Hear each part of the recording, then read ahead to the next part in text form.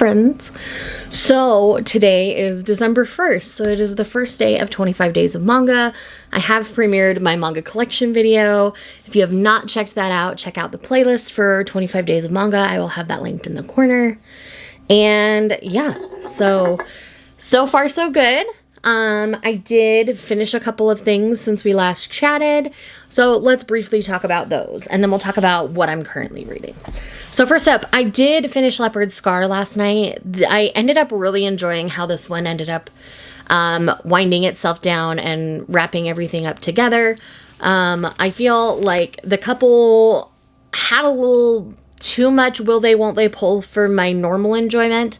Usually Feehan doesn't make me wait that long for them to actually get together, which is fine. It's not the biggest deal in the world. The way that the push and pull happened was a little rougher than normal. So I ended up giving this one a 4-star. I ended up really enjoying it, clearly enough to buy a physical copy. And yes, so I loved Mei Ling and Gideon. They both brought different things to the story, different types of trauma, but similar enough that they could relate to one another. And yes, so very much enjoyed this. I would recommend it, but it's not my favorite Leopard People book in the series. It's still the previous one, which was Leopard's Rage. It dealt with Shibari in the sexual dynamic of the couple, and I really enjoyed how that played out. The other thing that I finished this morning is my first manga for 25 days of manga, and that is A Galaxy Next Door Volume 3. I've been sitting on this one a little longer than I hoped to, but I'm actually really happy with what happened in this particular volume. If you know what happens in Volume 1, essentially there's a forced proximity thing for our couple, and some people were very uncomfortable with that.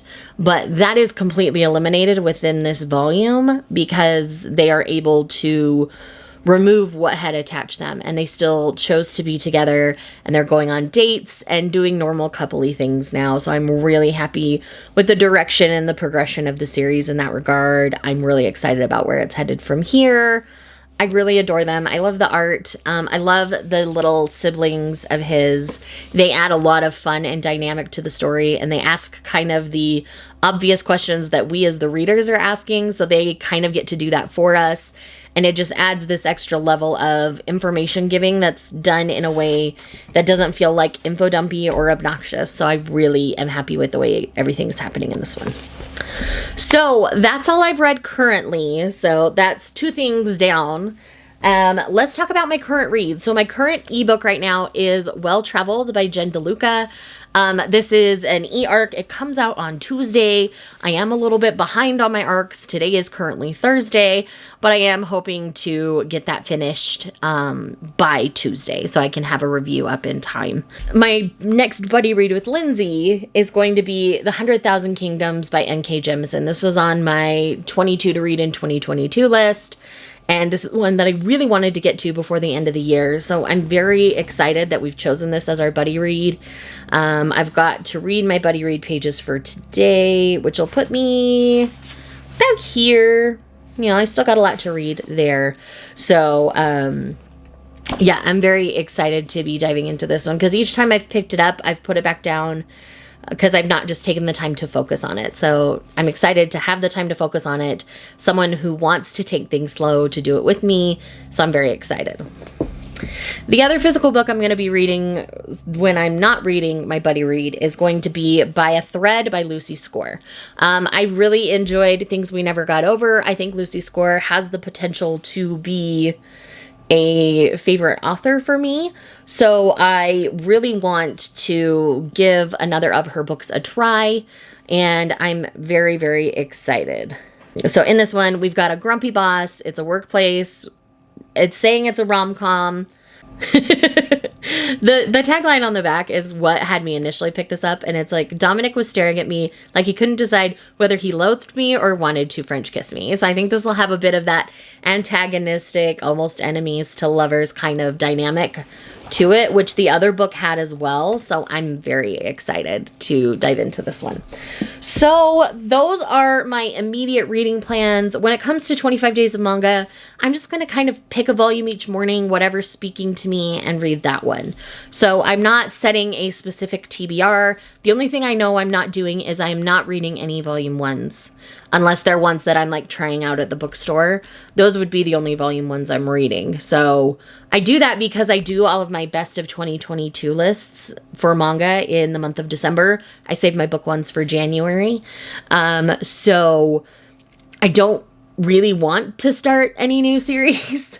There's a couple that I'm considering dropping, so I want to read a couple of volumes, so that's probably what I'll prioritize when I'm reading at the bookstore. I'm also trying to not buy very much this month or for the foreseeable future.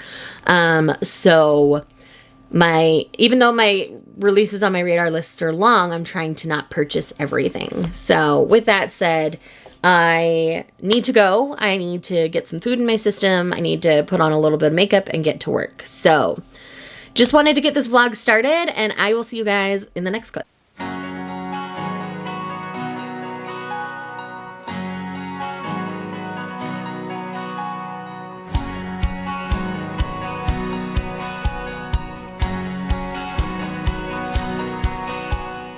Hello. It is December 2nd. I am home from work. It has been a long couple of days, and I do work tomorrow. I do a closing shift tomorrow, but I have another manga to talk to you about. I've been reading a little bit of some things, and I have a DNF for you. So let's go ahead and dive in. So first up, let's talk about Catch These Hands Volume 3, because this was an adorable installment in this series. I continue to love this couple a whole stinking ton. I really love their dynamic. They are so adorable. And they are just really sweet and innocent with one another. And it's not something that I see a lot of in this style where, you know, they were both kind of pseudo delinquents as kids. And that's how they met. But like, they're actually really sweet women. And I really like the development in their relationship that happens within this particular volume. It's very their style, but I've still really enjoyed it.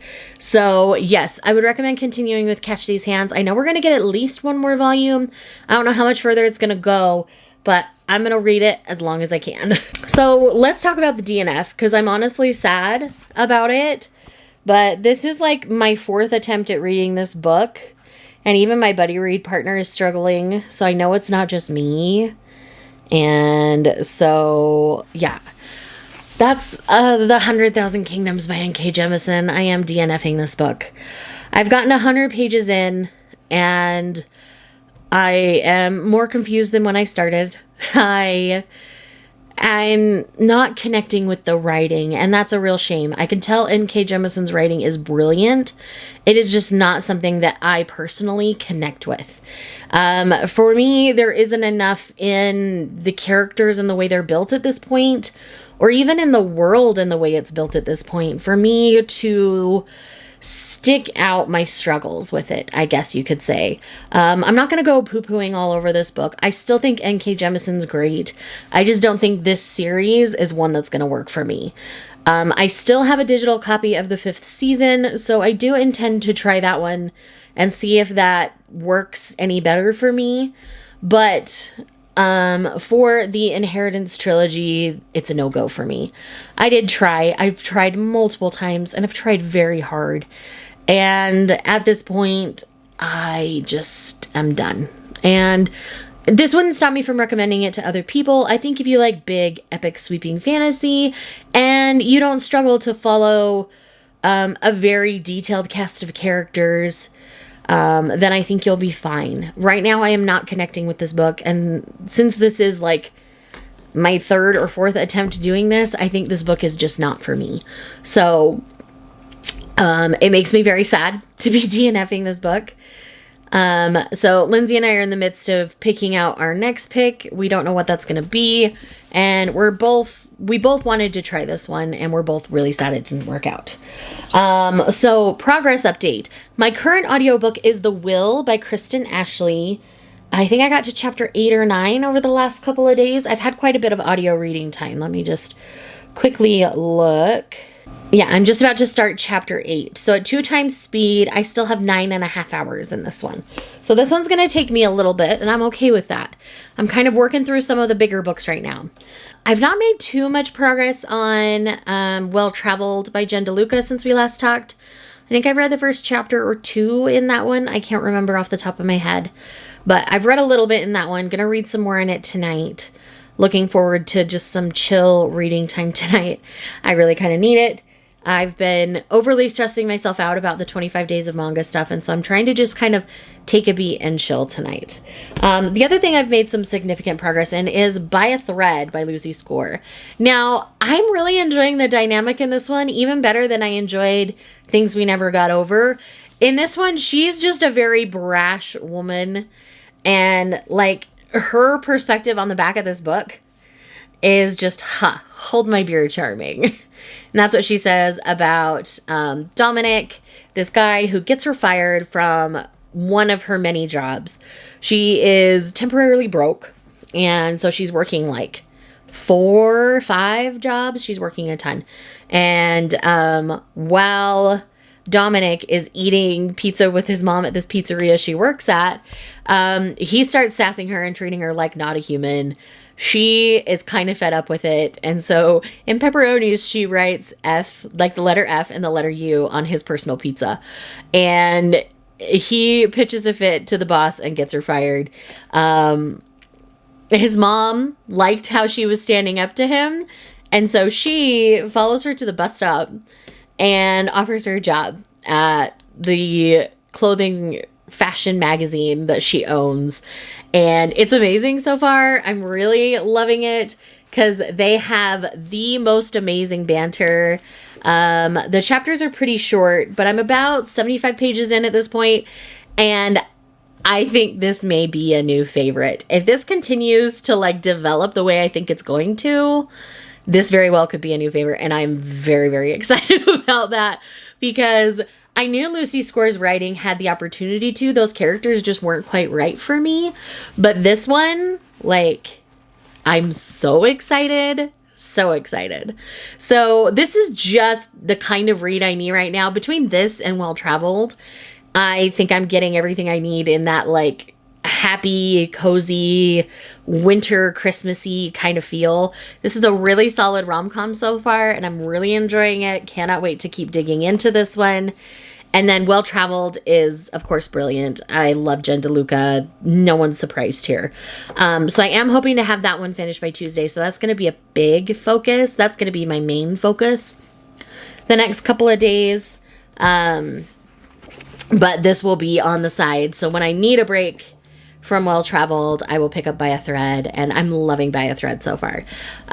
Lindsay and I are probably going to pick up a Jill Shalvis next because we both want that cozy, just something that we know we're going to like mood. So yeah, we're very excited about that. And then we'll have more, by the time we finish that one, we'll have more like Grandmaster of Demonic Cultivation and Heaven Official's Blessing that we've been reading together all year. Like, we have more of those that we can read.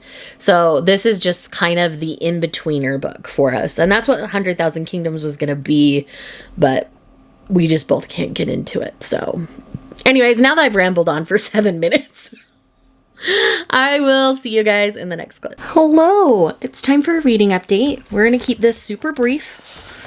Tonight it's Sunday night, the 4th? Yes, the 4th. So real quick, I did read Why Raeliana Ended Up at the Duke's Mansion, and I absolutely loved and adored this. I thought it was fantastically written. Again, this is a full color webcomic that's been getting published through Yen Press, and I absolutely love the direction of this. I cannot wait to see where we're going to go from here. I'm not going to say too much because this is a second volume, but I can definitely tell you that this has that enemies or like antagonists to lovers kind of situation going for it, and I'm thriving on their dynamic. So if you've been hesitant to pick this one up because of the price point, I do promise it's worth it because 1, the art is amazing. 2, this is very well made. It's that nice, big, thick, heavy paper, and you're paying mostly for the color. So it's worth the investment. I promise it's just so good. Another one that is just so good that I can't tell you much about because this is a volume 10, and that is Witch Hat Atelier. This one takes an even darker twist than we've seen in other volumes. I feel like we're just getting sucked into the deep, seedy underbelly of this world, and Coco's kind of mixed up in all of it unintentionally. And so it's really brilliant. The art just smacks you in the face just with like chapter openings. I mean, look at the beauty. We get to know a little more about the royalty in this world, in this particular volume. And I'm not sure I love what I'm learning. That's all I shall say. But if you have not tried Witch Hat Atelier, I definitely recommend you do. It is an Eisner Award winner for a reason. And I would definitely recommend checking it out. So that's all that I've finished. I have made progress on the other 3 things. I am about halfway through Well Traveled by Jen DeLuca. It's finally starting to feel more romantic between our couple. Before, they've just been kind of feeling each other out. And we're learning that our hero isn't exactly who he pretends to be for everybody else. And so that has been really fun to learn. And I'm very excited to continue this one. I'm hoping to get it finished by tomorrow if I can. The other thing that I've made progress in is By a Thread. Not too much. I'm only about 100 pages in now. So I've only read a few chapters today in this one. I might read a little more before bed, but I haven't read too much there. I focused mostly on Well Traveled, and I probably will tonight as well. So with that quick update, I also wanted to let you know that I finally put my tabs on my Hobonichi cousins. You can see that. I got these through the Coffee Monsters Co. I will leave them down below. I do have 2 sets of tabs. So I have a set of tabs for my weeklies, and then I have a set of tabs for my dailies. But my battery's dying, so I will talk to you guys more tomorrow. Hello! So today is December 7th, and this is going to be the final clip for this vlog. We have a lot to talk about, so let's go ahead and dive in. I'm sorry I've been a bad vlogger this week. I'm hoping to be a little bit better this upcoming week. So first up, I did finish Well Traveled by Jen DeLuca by Tuesday. I really loved this book. This one was a bit of a slower burn for Jen DeLuca for me. All of hers are a little bit slow burn, but this one has been the most slow burn for me. It took our couple a while to kind of warm up to one another. And once they did, their chemistry was great. It was on fire. The sex scenes were quite steamy in this one, though things are just alluded to, but the couple of sex scenes you do get are high quality, and I love it. But this story is all about Josie and, not Josie, Lulu. I was thinking the wrong book. Lulu and Dex figuring out their places in life and to not necessarily feel like they have to live up to people's expectations. They can get what they want out of life. And if they disappoint people around them, that's fine, as long as they're happy and healthy and getting what they need. And that's essentially what this book is really all about. And I'm so excited. I know Jen struggled with this book. It says so in the acknowledgments and things like that. But I'm so glad she took the time and did it right. And it was brilliant. I really enjoyed it.